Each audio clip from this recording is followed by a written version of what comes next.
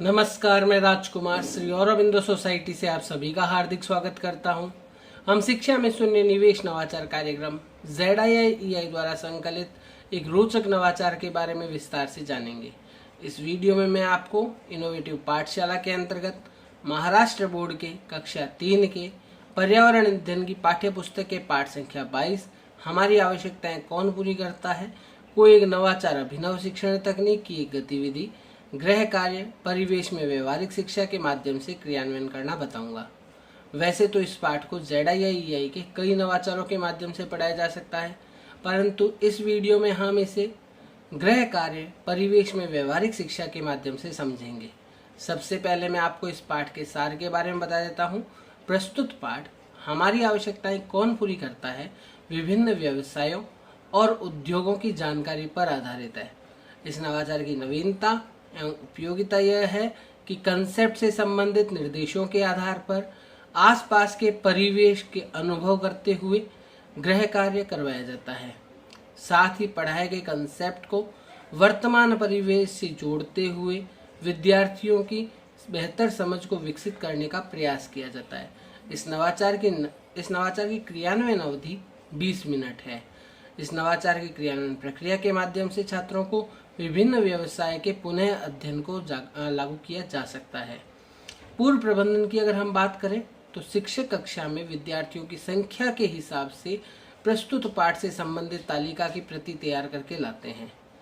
पुनः अध्ययन की प्रक्रिया में छात्रों को लेखन कार्य के द्वारा विभिन्न व्यवसायों की जानकारी को पुनः अध्ययन करवाया जा सकता है।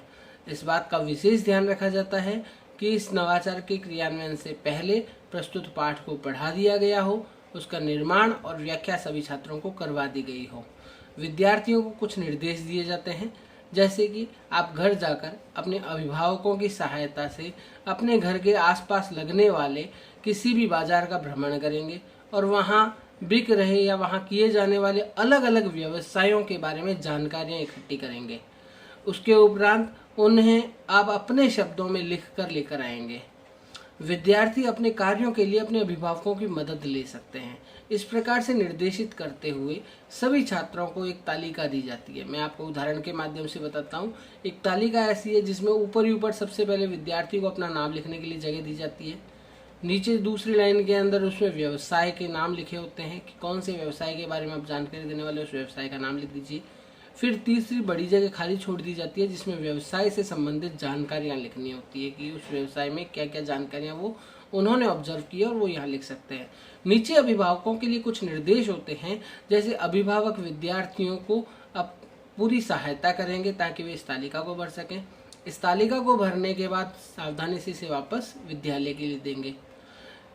उससे पहले ही छात्रों को ये भी बता दिया जाता है कि आप अपने अभिभावकों की मदद से ये तालिका भरेंगे। अगले दिन जब आप ये तालिका लेकर आएंगे तो इस तालिका के हिसाब से आपको पढ़ाए गए पाठ का पुनः अध्ययन करवाया जाएगा, इस पाठ को दोहराया जाएगा।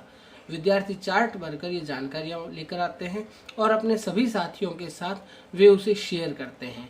इस नवाचार के क्रियान्वयन से कई सीखने के प्रतिफल प्राप्त होते हैं, जैसे कि भ्रमण के दौरान विभिन्न तरीकों से वे वस्तुओं, गतिविधियों, स्थानों का अवलोकन करना सीखते हैं, अपने अनुभवों को और जानकारियों को रिकॉर्ड बनाना सीखते हैं तथा पैटर्नों की व्याख्या करते हैं।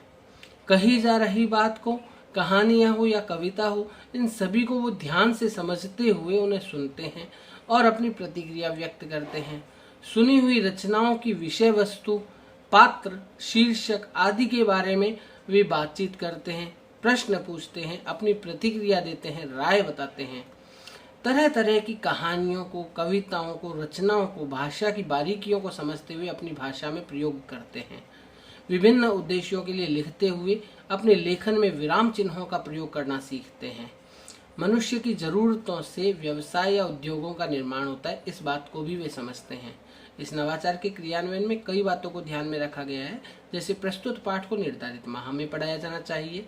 बच्चों को दिया जाने वाला गृह कार्य प्रयोगात्मक और अनुभवात्मक होना चाहिए ताकि वे स्वयं उसका पता करके किसी निष्कर्ष तक पहुंच सके। NCF 2005 के उद्देश्यों को भी इस नवाचार में ध्यान में रखा गया है। PTR अनुपात को ध्यान में रखते हुए इस नवाचार क्रियान्वयन की अवधि निर्धारित की गई है।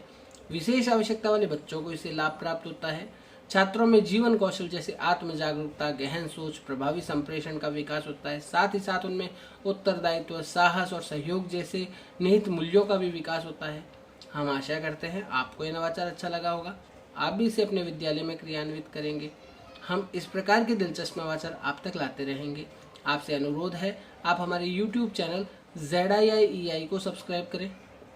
यदि ये वीडियो आप फेसबुक पर देख रहे हैं तो हमारे फेसबुक पेज को लाइक करें। नीचे दिए गए लिंक पर क्लिक करके आप इनोवेटिव पाठशाला ऐप को इंस्टॉल कर सकते हैं। इस वीडियो को देखने और लाइक करने के लिए आपका बहुत बहुत धन्यवाद।